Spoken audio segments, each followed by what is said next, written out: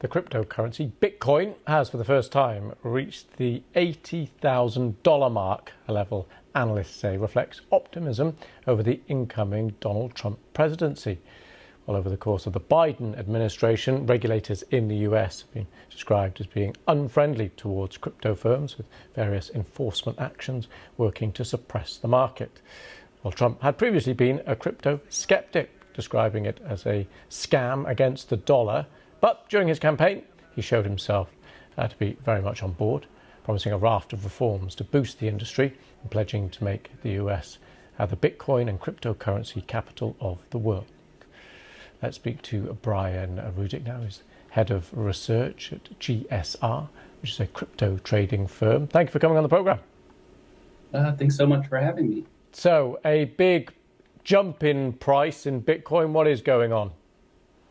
Yeah, so I guess off the bottom, this latest upstring really started mid last year and really due to the spot Bitcoin ETFs. I mean, at that point, Bitcoin was really 25K, continued to move up throughout last year and into January, and that pushed us to the mid 60s. And then it was really Trump's victory and the fact that the Republicans won the Senate and will likely take the House and could potentially institute many of Trump's promises toward the industry that could put us on the verge of a whole bunch of development, adoption, and usage for the industry. And that's what people are very excited about.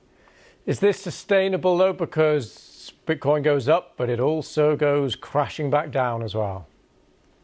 Yeah, well, we think that this will be sustainable and that prices can continue to move up. There's really four big impacts in our mind. So number one is regulatory clarity. So as you had mentioned, the laws in the US have been fairly unclear. The SEC has tried to use laws that were created in the 1930s to regulate crypto. And we think that as we get additional regulatory clarity, that can cause a bunch of institutional participation and development. Number two, Trump has promised to replace the SEC chair. It's unclear if he can legally do so, but it's likely that Gensler will step down. And so maybe think that this will lead to a more friendly SEC. Number three, Trump has promised to institute a strategic Bitcoin reserve.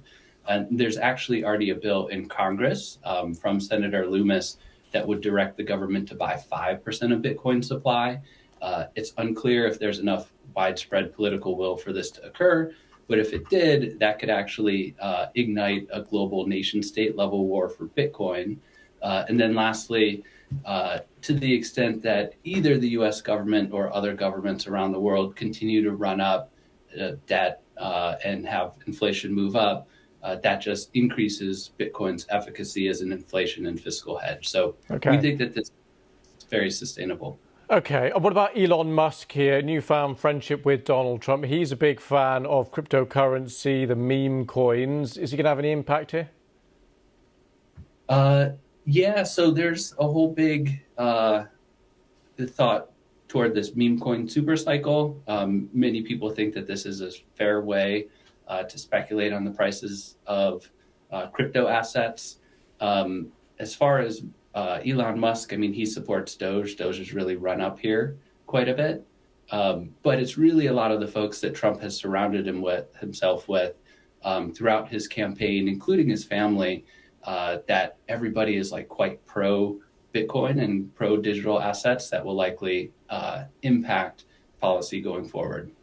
Okay, Brian, thank you very much for coming on the program and talking us through it. Thank you. Thank you.